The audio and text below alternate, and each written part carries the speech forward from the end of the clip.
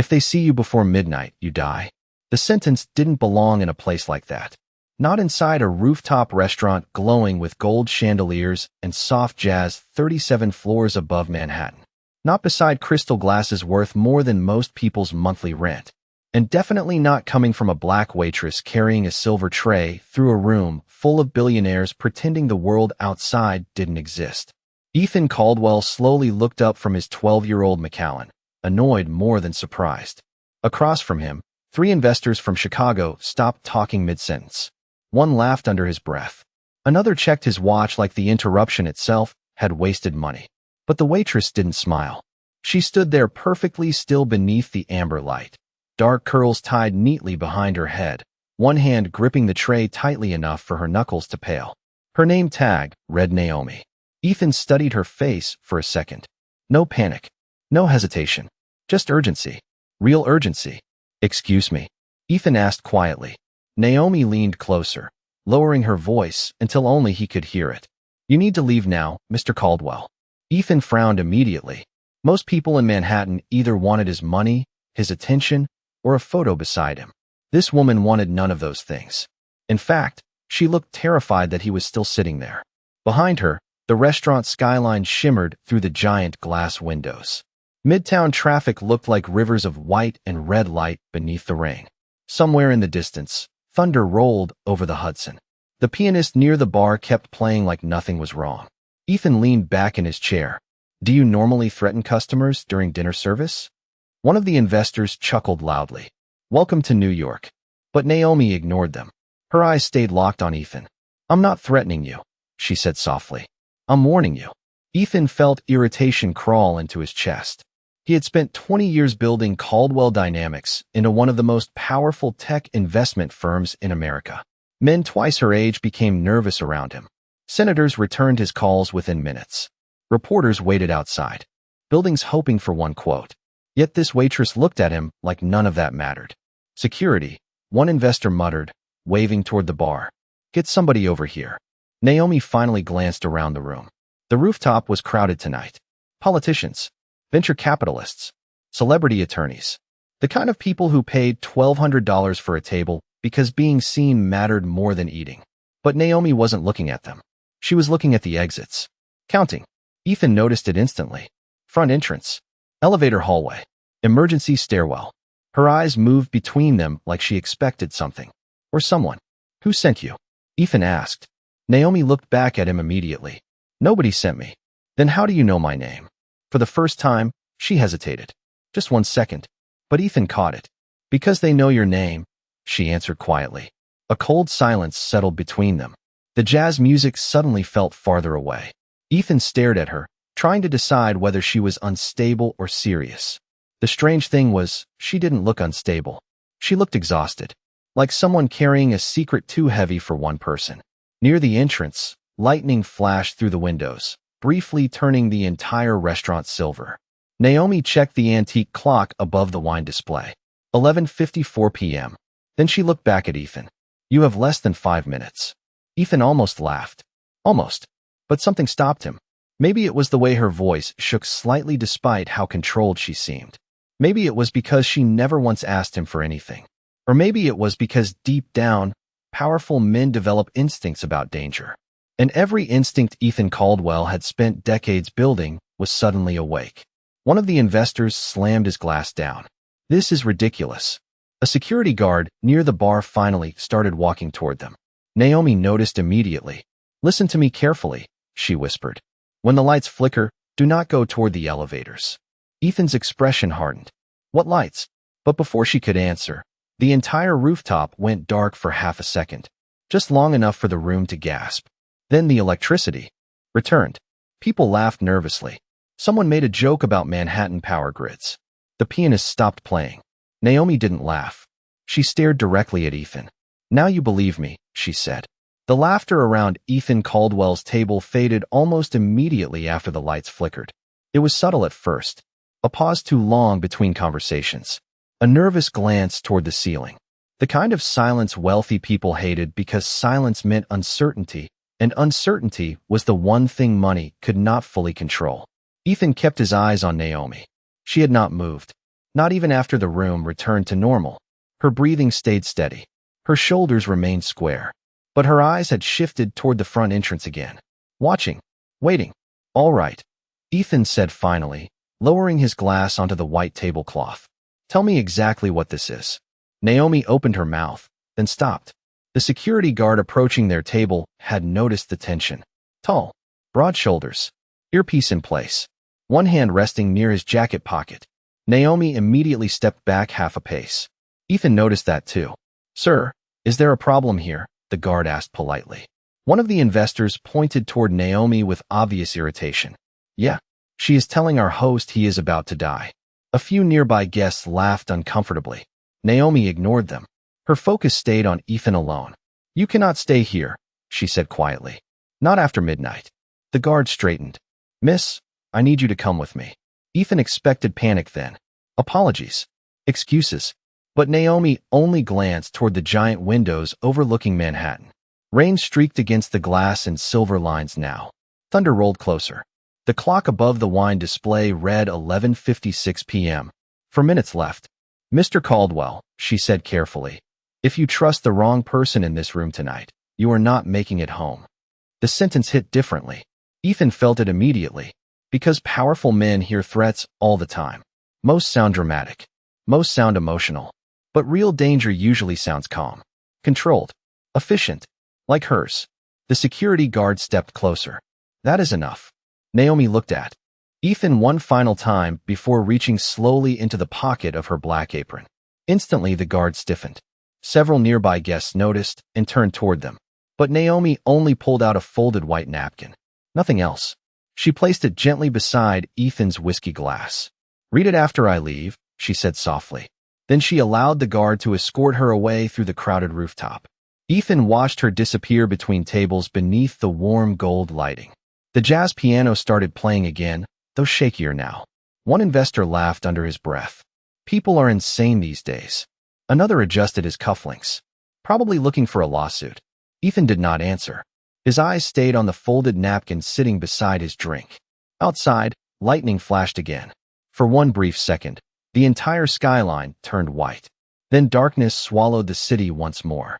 You are seriously entertaining this? One investor asked. Ethan finally unfolded the napkin.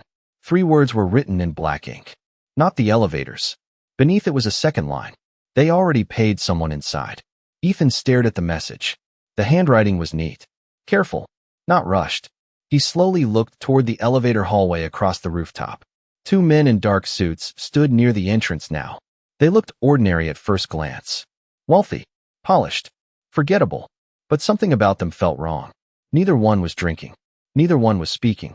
And both were watching the room instead of enjoying it. Ethan felt a cold pressure settle behind his ribs. One investor leaned closer. What does it say?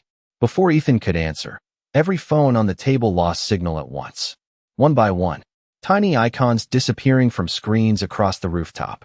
Guests noticed immediately. Confused voices spread through the room. No service. Is the network down? What is happening? Ethan pulled his own phone out instinctively. Nothing. No bars. No connection. Across the restaurant, the 2 men near the elevators exchanged a quick glance. Ethan saw it. And suddenly Naomi's warning no longer sounded impossible. It sounded specific. Deliberate. Planned. The security guard who escorted Naomi away returned. Toward the bar area, but he looked distracted now, touching his earpiece repeatedly. No response. The rain outside intensified against the windows. Somewhere below the rooftop, a siren echoed through Manhattan traffic before fading away. Ethan stood slowly from his chair. I think I should head out, he said calmly. One investor rolled his eyes. Because of a waitress? Ethan adjusted the sleeve of his charcoal suit. Because I learned a long time ago that panic spreads fast in rooms full of rich people. He tried to sound unaffected. Logical. In control. But deep down, instinct was taking over now. Every successful deal Ethan had ever made came down to reading people before they spoke. Reading risk before it appeared obvious. And every instinct inside him was screaming the same thing. Naomi believed every word she said. Then suddenly, from somewhere near the lower dining level, a glass shattered. Loud enough for the entire rooftop to freeze. The sound of breaking glass silenced the entire rooftop. Conversation stopped instantly. Forks froze halfway to plates. Somewhere near the lower dining level, a woman gasped sharply. Ethan turned toward the noise at the exact moment every light inside the restaurant flickered again. Once. Twice. Then the emergency backup lights activated along the floor in dim red lines. The luxurious rooftop suddenly looked unfamiliar. Colder. Smaller. Dangerous. A manager hurried past the tables, forcing a nervous smile. Ladies and gentlemen, we are experiencing a temporary electrical issue. Please remain calm. But nobody sounded calm anymore. The pianist had stopped completely. Guests pulled out phones that still showed no signal. A couple near the window argued quietly about leaving. One investor at Ethan's table muttered, "What the hell is happening?" Ethan did not answer. His attention stayed fixed on the two men standing near the elevator hallway. They were moving now. Slowly. Calmly. One touched his wrist like he was checking time. But Ethan noticed the tiny communication earpiece hidden beneath his collar. His stomach tightened immediately. Those men were not guests. Across the room, the security guard who had escorted Naomi away spoke urgently into his radio again. Nothing. No response. Then suddenly the rooftop doors leading to the private elevator opened. A tall man in a dark overcoat stepped inside out of the rain. Water dripped from his shoulders onto the marble floor. He scanned the room once. Efficiently. Like he already knew exactly who he was searching for. Ethan felt something cold move through his chest. Instinct. Survival. The kind that cannot be taught in boardrooms or billion-dollar negotiations. One of the investors stood quickly. "I am leaving." But before he could move, the elevator doors behind the stranger shut with a hard metallic sound. Locked. Several guests noticed immediately. Confusion spread through the rooftop like smoke.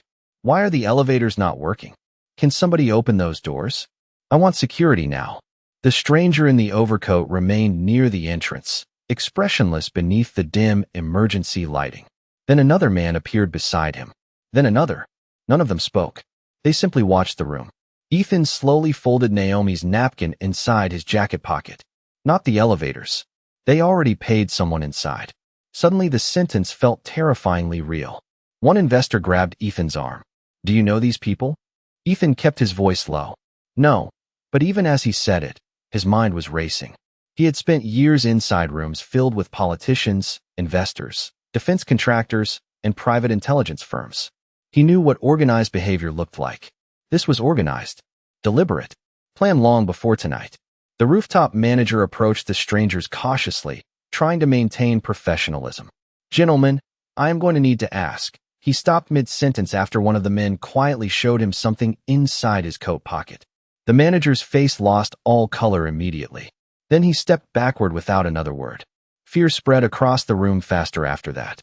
Wealthy people are not used to seeing fear on the faces of employees, especially in places designed to make rich people feel untouchable. Ethan stood from his table fully now. "We should move," one investor whispered urgently.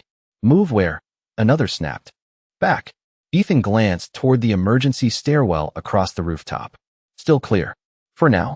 Then his eyes caught movement near the service hallway leading into the kitchen. Naomi. She stood partially hidden behind the swinging service doors, still wearing her black uniform apron.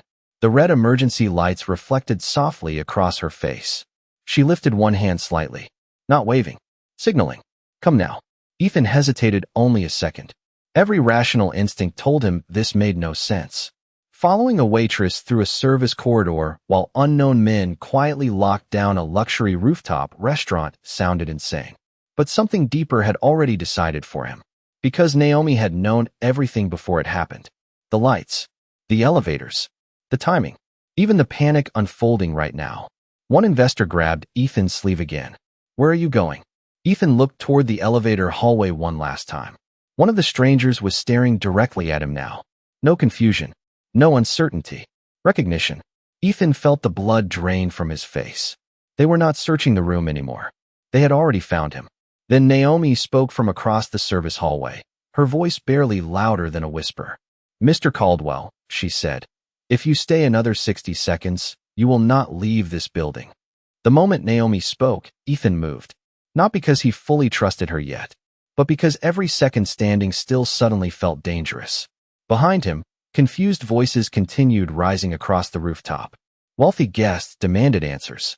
Managers forced fake smiles. Security guards pretended they still controlled the room. But Ethan noticed something terrifying now. None of the guards were moving toward the men near the elevators anymore. Almost like someone had told them not to. Naomi pushed through the swinging service doors without waiting to see if Ethan followed. He did. The instant the kitchen doors closed behind them, the atmosphere changed completely. The soft jazz disappeared. So did the expensive perfume and polished conversations. The kitchen smelled like steam, garlic, hot metal, and rain drifting through a back ventilation shaft. Cooks stood frozen near stainless steel counters, whispering nervously while checking dead cell phones. A dishwasher stared toward the dining room entrance with wide eyes. Everyone sensed something was wrong. Naomi moved fast through the chaos. Too fast for someone supposedly just carrying drinks for a living. "This way," she said quietly. Ethan followed her between prep stations and industrial ovens while trying to process what was happening. "Who are those men?" he asked. Naomi did not answer immediately. She grabbed a black employee jacket hanging near a storage door and handed it to him. "Put this on." Ethan frowned. "Why?" "Because your face is worth more than this entire building." Ethan almost argued. Then he stopped himself. She was right. His photo appeared constantly on financial magazines, business channels, airport billboards. Hiding him in Manhattan was almost impossible. He slipped the plain black jacket over his tailored suit. Naomi glanced at him once, adjusting the collar lower around his neck. "Better." Ethan stared at her. Up close, she looked even calmer than before. Not fearless, focused, like someone operating under pressure she had prepared for long ago. "You still have not told me who those people are," he pressed. Naomi opened a heavy metal door leading into a dim service hallway. "People who do not want you alive after tonight." The hallway stretched long and narrow beneath flickering fluorescent lights. Pipes lined the ceiling overhead. Somewhere water dripped rhythmically in the distance. Naomi moved through the corridor without hesitation, turning corners before Ethan could even process where they were going. She knew this building too well. "You planned this route," Ethan said suddenly. Naomi slowed slightly, but kept walking. "No," she answered. "I memorized it." Ethan felt another wave of unease. Why would a waitress memorize emergency routes in a private rooftop restaurant? Naomi finally stopped walking. She turned toward him beneath the cold fluorescent light. For the first time, Ethan saw exhaustion behind her eyes. Not fear. Grief. Old grief. "Because 6 years ago," she said quietly, "my father died inside a building because he trusted the wrong." "Exit." Ethan said nothing. Naomi looked away almost immediately, like she regretted revealing even that much. Then she continued moving. At the end of the hallway, they reached a security door requiring keypad access. Ethan expected her to hesitate. Instead, she entered the code instantly. The door unlocked with a soft click. Ethan stared at her. "How do you know that code?" Naomi pushed the door open carefully before answering. "Because your head of security changes it every first Monday of the month." Ethan stopped walking completely. "How do you know that?" Naomi turned back toward him slowly. "Because I pay attention to things rich people assume invisible people never notice." The sentence landed harder than Ethan expected. Invisible people. For years he had walked through luxury hotels, restaurants, conferences, airports, barely noticing the workers around him unless something went wrong. Waiters, valets, janitors, receptionists, background people. Yet tonight the only person who seemed to understand the danger surrounding him was the woman serving cocktails 30 minutes ago. Somewhere behind them, faint shouting echoed through the hallway from the direction of the rooftop. Naomi heard it too.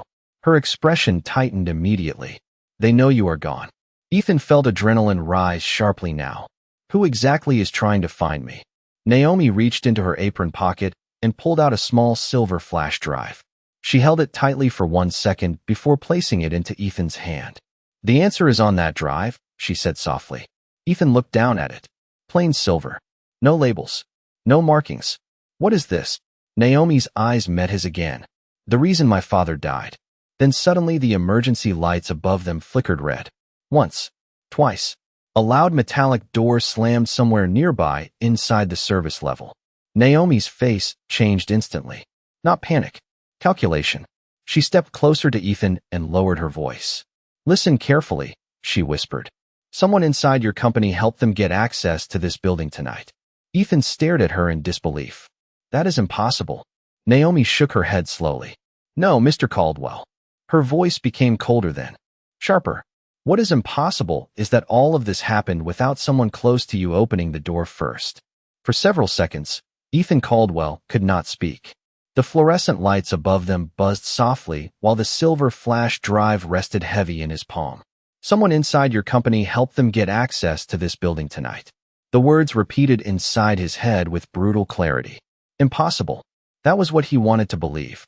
But impossible things had already happened tonight. A waitress had predicted the blackout down to the minute. Unknown men had locked down a private rooftop filled with some of the wealthiest people in Manhattan. His phones were dead. Security was compromised. And somehow this woman standing in front of him knew more about his danger than his own executive team. Another metallic sound echoed somewhere deeper in the service corridors. Closer this time. Naomi immediately grabbed Ethan's sleeve and pulled him farther down the hallway. Keep moving. Ethan followed automatically now. His expensive dress shoes scraped against the concrete floor while red emergency lights pulsed overhead every few seconds. You still have not explained why they want me, he said quietly. Naomi stopped beside a heavy utility door marked authorized personnel only. She checked the hallway behind them before speaking. 3 months ago, your company acquired a defense analytics firm called Helix Horizon. Ethan frowned immediately. That acquisition was confidential. Naomi gave him a cold look. Not confidential enough. Ethan felt his pulse rise. Very few people outside his inner executive circle even knew the Helix deal existed. The acquisition had involved advanced predictive surveillance software used by federal contractors. Caldwell Dynamics bought the company quietly through shell negotiations to avoid public attention. How do you know about Helix? Ethan asked carefully. Naomi looked down briefly before answering. Because my father spent the last year of his life investigating them. The hallway suddenly felt even colder. Naomi pushed open the utility door and led Ethan inside a narrow maintenance room filled with electrical panels and old cleaning equipment. The faint sound of rain vibrated through the building walls. Naomi locked the door behind them. 6 years ago, she continued softly, my father worked private federal investigations involving corporate intelligence laundering. Ethan stared at her. Corporate what? Companies hiding illegal technology transfers through investment acquisitions. Ethan felt his stomach tighten. Naomi crossed her arms tightly now, almost like speaking about it physically hurt. He believed Helix Horizon was selling predictive tracking systems to groups that were not supposed to have access to them. Ethan shook his head immediately. That is impossible. Helix was government approved. Naomi's expression darkened. So was Enron until it collapsed. Ethan fell silent. She was not emotional anymore. She sounded informed. Precise. Like someone who had memorized every detail for years. Naomi continued carefully. My father discovered someone inside Helix was moving sensitive surveillance software through shell buyers overseas. He started gathering evidence quietly. Her voice lowered. Then one night he called me from a parking garage in Baltimore and told me if anything happened to him, I should never trust official explanations. Ethan watched her face closely. The pain there looked old. Permanent. 2 days later, she whispered, they told me his death was an accident. The room went silent except for the distant hum of emergency power. Ethan suddenly understood something important. Naomi had not spent tonight protecting him because she admired him. She had spent years chasing answers. And somehow he had become connected to them. What does any of this have to do with me? Ethan asked. Naomi stepped closer. Because your company bought Helix before the investigation files disappeared. Ethan felt his throat tighten. I never saw any investigation files. Exactly.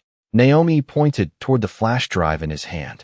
Because someone inside your company buried them before the acquisition closed.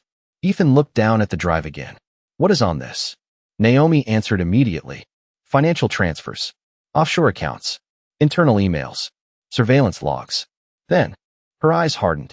And the names of every executive who helped hide it. Ethan's heartbeat slowed into something colder now. Controlled fear. The kind executives feel moments before billion-dollar collapses.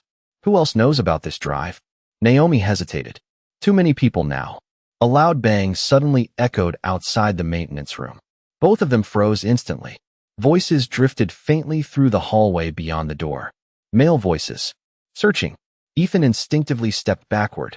Naomi moved toward the door carefully and switched off the small overhead maintenance light. Darkness swallowed the room except for the dim red emergency glow beneath the doorway. Ethan could hear his own breathing now. Slow. Heavy. Naomi listened silently for several seconds. Then she leaned closer to him and whispered something that changed everything. Mr. Caldwell, the man funding this operation is not outside the building.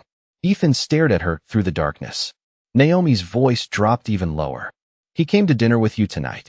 The words hit Ethan harder than the blackout, harder than the locked elevators, harder than the strangers searching the rooftop above them. He came to dinner with you tonight. Ethan stood frozen inside the dark maintenance room while rain rattled faintly through the building walls. His mind immediately moved through every face seated at his private table upstairs. Investors, attorneys, advisors, men he had known for years, men trusted with billion-dollar negotiations and confidential acquisitions, men who had celebrated beside him less than an hour ago. Naomi watched the realization spread across his face. You know who it is, she said quietly. Ethan shook his head slowly. No, but even as he answered, one name had already surfaced in his mind. Victor Langford, Chief Financial Officer of Caldwell Dynamics. 15 years beside him. 15 years helping build one of the most powerful technology investment firms in the country. Victor knew every acquisition, every hidden account, every political relationship. More importantly, Victor knew Ethan's habits, his schedules, his security procedures. Even this dinner tonight. Ethan suddenly remembered something that now felt wrong. Victor insisting on the rooftop location. Victor encouraging a smaller security detail because the event was private. Victor leaving the table twice to take calls near the elevators. Ethan felt nausea twist inside his stomach. Naomi studied him carefully. Who? Ethan looked at her. If I am right, he stopped speaking. Because saying the name aloud somehow made the betrayal real. Naomi crossed her arms tightly. Mr. Caldwell, people do not build operations like this overnight. Whoever arranged tonight has been preparing for a long time. Ethan stared down at the flash drive still clenched in his hand. Victor handled the Helix acquisition personally. Naomi's expression did not change. Then he had access to everything. Silence settled between them for several seconds. Ethan leaned against the cold metal wall behind him, suddenly exhausted in a way he had never experienced before. Not physically, morally. For years he had measured success through numbers, revenue, expansion, market influence.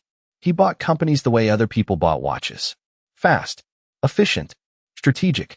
But standing in that dim maintenance room beside a waitress who knew more about the human cost of his empire than he did, Ethan felt something unfamiliar. Shame. Naomi noticed it immediately. You really did not know, she said softly. Ethan laughed once under his breath. Bitterly. Do you know how many acquisitions my company has made in 10 years? Naomi did not answer. Ethan looked toward the floor. I built systems to move faster than everyone else. Faster deals. Faster growth. Faster expansion. His voice lowered. I stopped asking what happened underneath all of it. Naomi's eyes softened slightly then. Not forgiveness. Understanding. That is how people like Victor survive, she said quietly. They hide behind ambitious men who never slowed down long enough to notice. Ethan closed his eyes briefly. Every board meeting, every signed document, every congratulatory headline suddenly felt different now. How much had Victor hidden inside the company while Ethan focused on growth? How many people got hurt while executives celebrated quarterly profits? A loud metallic screech echoed outside the maintenance room again. Closer now. Naomi instantly moved toward the door and listened carefully. Ethan could hear faint footsteps somewhere in the corridor. Searching slowly, methodically. We need to move, Naomi whispered. Ethan looked toward her. Where? Naomi hesitated for the first time all night. There is a freight elevator on the sub-level garage floor. Ethan immediately tensed. You told me not to trust elevators. Passenger elevators, she corrected quickly. The freight lift runs on a separate power line. She checked the hallway again before continuing. If we reach the garage, there is a tunnel connecting this building to the old subway maintenance access beneath 47th Street. Ethan stared at her. How do you know about a tunnel under Midtown Manhattan? Naomi gave him a tired look. Because my father taught me that surviving dangerous people means learning exits they forget exist. Another noise echoed outside. Much closer now. Ethan instinctively slipped the flash drive into the inner pocket of his jacket. Naomi noticed. "Do not lose that drive," she said quietly. "It is the only reason they are still searching instead of leaving." Ethan looked at her carefully. "Why did you warn me tonight?" Naomi lowered her eyes briefly. For the first time since this nightmare began, her voice carried emotion strong enough to crack. "Because 6 years ago nobody warned my father." Ethan felt the words settle deep inside him. Naomi opened the maintenance room door slowly and looked both directions down the dim hallway. Empty for now. Red emergency lights continued flashing overhead like a silent countdown clock. She motioned for Ethan to follow. But before he moved, he asked the question finally haunting him. "How did you know I would be here tonight?" Naomi looked back at him over her shoulder. "Because Victor Langford called someone from your rooftop table at exactly 11:42. Ethan felt cold spread through his chest again. Naomi's eyes hardened. "And I was standing close enough to hear him say your name." The service corridor beneath the restaurant felt like a different world from the luxury rooftop above them. No music, no polished marble, no smiling investors pretending power made them untouchable. Only flickering emergency lights and the sound of distant footsteps echoing through concrete walls. Naomi moved quickly through the narrow hallway, checking every intersection before signaling Ethan forward. He followed close behind now, without questioning her directions. 20 minutes earlier, he would have considered that impossible. Ethan Caldwell trusted analysts, lawyers, private security consultants, and data projections. Not strangers. And certainly not a waitress he met beside a whiskey glass. But tonight, every expensive system surrounding him had failed. The only person telling him the truth wore an employee apron and non-slip kitchen shoes. They reached a rusted steel staircase leading downward toward the building's sublevels. Naomi stopped suddenly and raised one hand. Silence. Ethan listened carefully. Footsteps. Slow. Heavy. Coming from below them now. Naomi's jaw tightened instantly. "They cut us off." Ethan felt adrenaline spike through his chest again. "How?" Naomi glanced upward briefly. "Because someone inside the restaurant knows the building layout as well as I do." Ethan immediately understood what she meant. Victor. If Victor coordinated tonight, then he probably had building blueprints, staff schedules, security routes. The realization made Ethan physically sick. Naomi slowly stepped backward from the staircase. "We need another route." Ethan lowered his voice. "You said the freight elevator was our only way to the garage." It was. Naomi scanned the hallway rapidly, thinking. Then her eyes settled on a faded maintenance sign near the ceiling. Laundry access. Come on. They moved through another series of service tunnels deeper beneath the restaurant. Pipes rattled overhead, while old fluorescent lights buzzed unevenly. Somewhere above them, thunder shook the building again. Manhattan storms always sounded different underground. More distant. More dangerous. Ethan suddenly realized he had no idea what time it was anymore. The entire night felt disconnected from reality. At the next corner, Naomi froze instantly and pulled Ethan backward against the wall beside her. Voices. Close. 2 men speaking quietly near the end of the corridor. Ethan carefully leaned enough to see shadows moving beneath the dim lights ahead. One of the men wore a dark overcoat identical to the strangers upstairs. "They are searching every service level," Naomi whispered. Ethan stared at her. "How are you this calm?" Naomi looked forward without blinking. "Because panic gets people caught." The answer sounded practiced. "Learn the hard way." Ethan watched her closely for a second. She was exhausted. He could see it now beneath the focus and adrenaline. Yet she kept moving anyway. Not for money. Not for recognition. She was risking herself to protect a man connected to the very system that destroyed her father.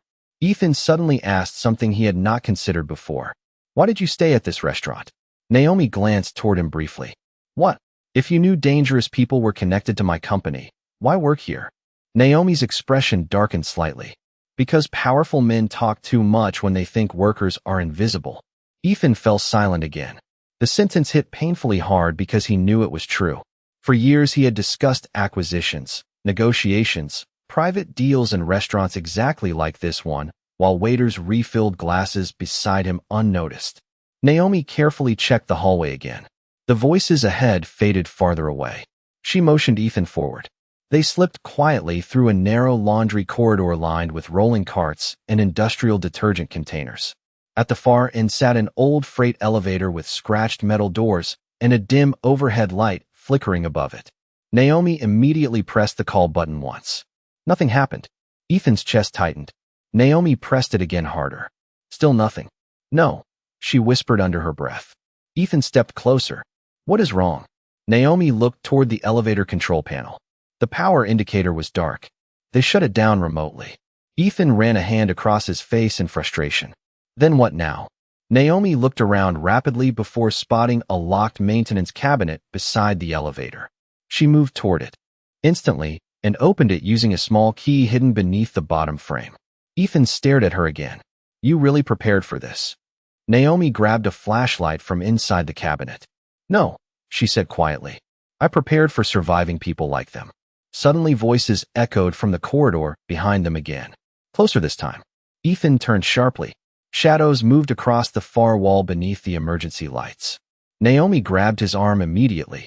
Inside, she pulled open a narrow utility hatch beside the freight elevator barely large enough for two people. Ethan hesitated only a second before following her inside the cramped maintenance space. Naomi quietly pulled the hatch shut, plunging them into near darkness except for one thin beam from the flashlight. The space was suffocatingly small. Ethan could hear his own heartbeat. Outside, footsteps approached slowly through the laundry corridor, then stopped directly beside the freight elevator. Ethan held his breath completely. A man's voice echoed just beyond the hatch. Calm. Familiar. He is still in the building, the voice said. Ethan felt ice flood through his body instantly because he recognized it immediately. Victor Langford. The sound of Victor Langford's voice inside the laundry corridor shattered the last illusion Ethan Caldwell still had about his life. 15 years. 15 years of board meetings, private flights, billion-dollar negotiations, charity galas, and late-night strategy sessions.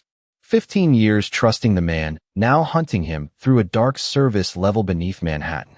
Ethan remained completely still inside the cramped utility hatch, while Naomi slowly switched off the flashlight between them.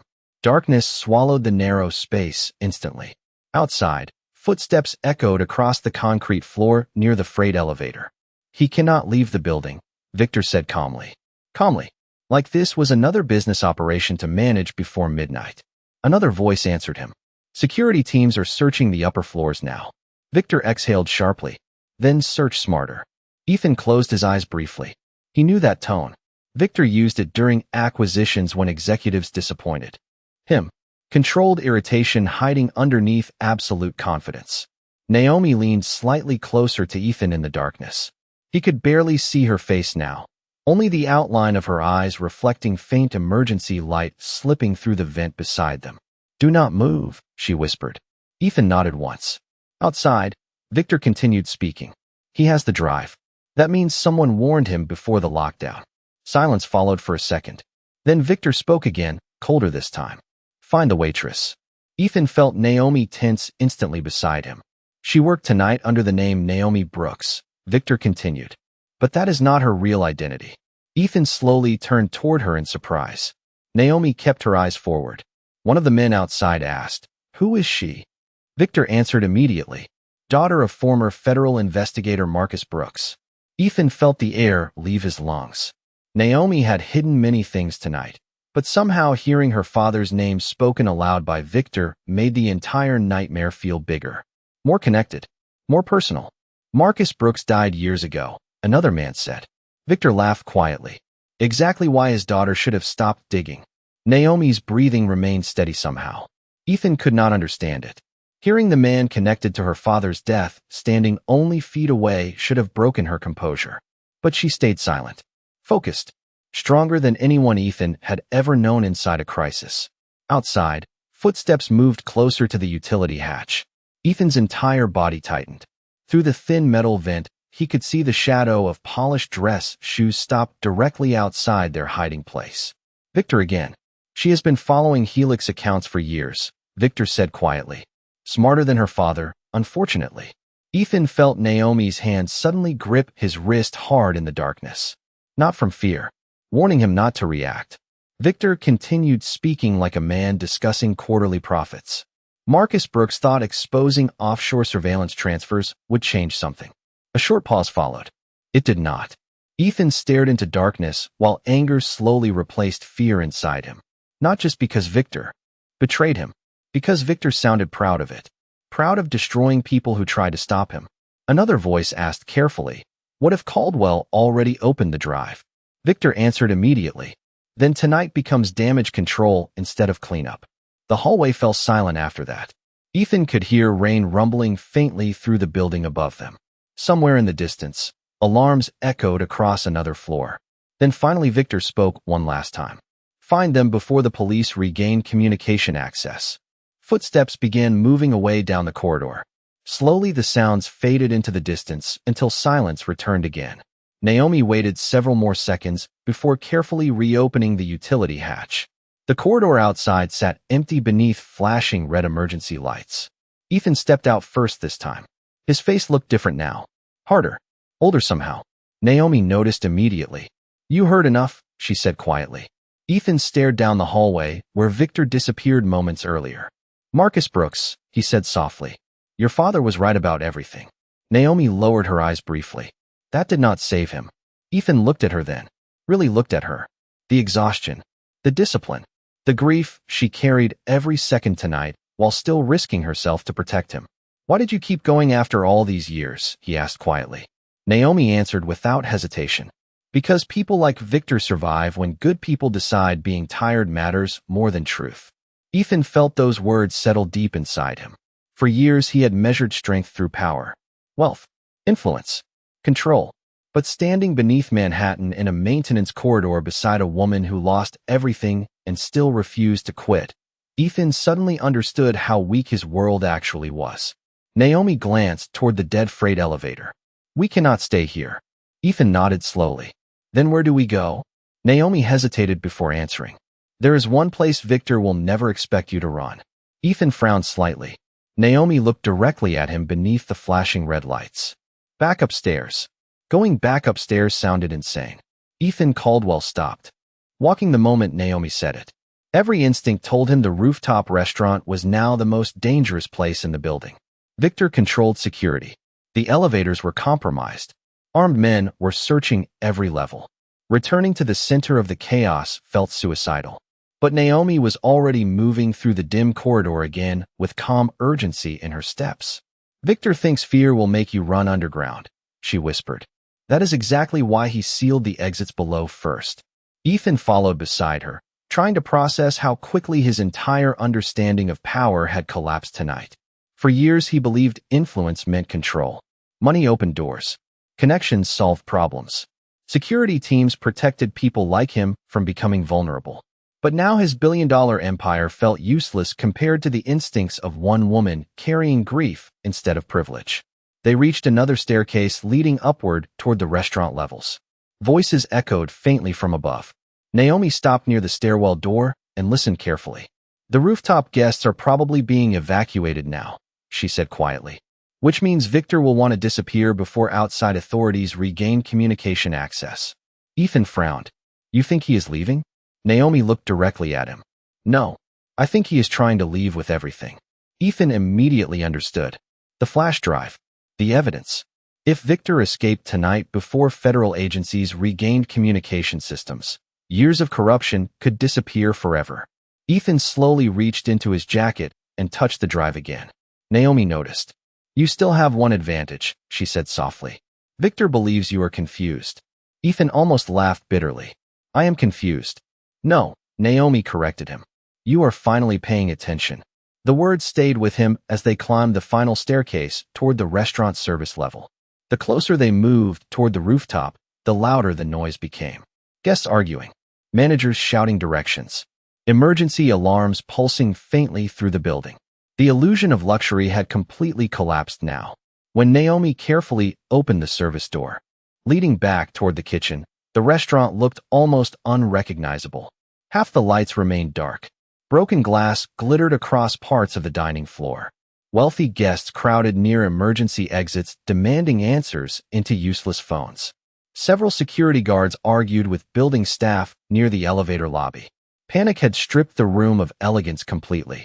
Naomi scanned the chaos quickly. There, Ethan followed her gaze toward the private executive lounge overlooking the rooftop skyline. The door stood slightly open. Victor's office for the evening. Ethan's chest tightened immediately. Naomi lowered her voice. If Victor planned tonight, that room controls the building systems. Ethan nodded slowly. And if he is still inside? Naomi looked at him calmly. Then for the first time tonight, he will not expect you to walk toward him. They moved carefully through the edge of the crowded restaurant, while frightened guests focused on escaping rather than watching each other. Ethan kept the black employee jacket pulled tightly around his suit. For the first time in his adult life, anonymity felt more valuable than status. Near the executive lounge entrance, Naomi suddenly grabbed Ethan's arm. Victor stood inside the glass office facing several monitors connected to the building's security feeds. Alone, Ethan froze instantly. Victor looked exhausted now. His tie loosened. His expression sharper than Ethan had ever seen during years of corporate meetings. But what shocked Ethan most was not fear on Victor's face. It was anger. The anger of a man losing control. Naomi whispered carefully. He is searching the camera system. Ethan stared through the glass. How do we stop him? Naomi's eyes moved toward the large media display mounted on the lounge wall, then toward the flash drive hidden inside Ethan's jacket. Slowly, an idea formed behind her expression. Your company gala livestream is still active, she whispered. Ethan frowned. What? The rooftop event was broadcasting to investors and media partners before the blackout. Naomi pointed toward the lounge systems. If we access the main presentation network, we can upload the drive publicly before Victor escapes. Ethan stared at her in disbelief. You want to expose everything live? Naomi's voice hardened quietly. Your empire protected him in private. Then the truth belongs in public. Ethan looked back through the glass at Victor. 15 years of loyalty, trust, business victories, all built beside a man capable of sacrificing anyone to protect power. Then Ethan looked at Naomi, a waitress who spent years chasing truth while men like him ignored the damage happening beneath their success. For the first time in his life, Ethan Caldwell understood the difference between wealth and character. Naomi studied him carefully. If you do this, she warned softly, there is no undoing it. Ethan reached slowly into his jacket and removed the silver flash drive. His reflection stared back at him faintly through the executive lounge glass. Tired, older, changed. Then quietly, almost to himself, Ethan spoke the one sentence he never imagined saying. Open the door.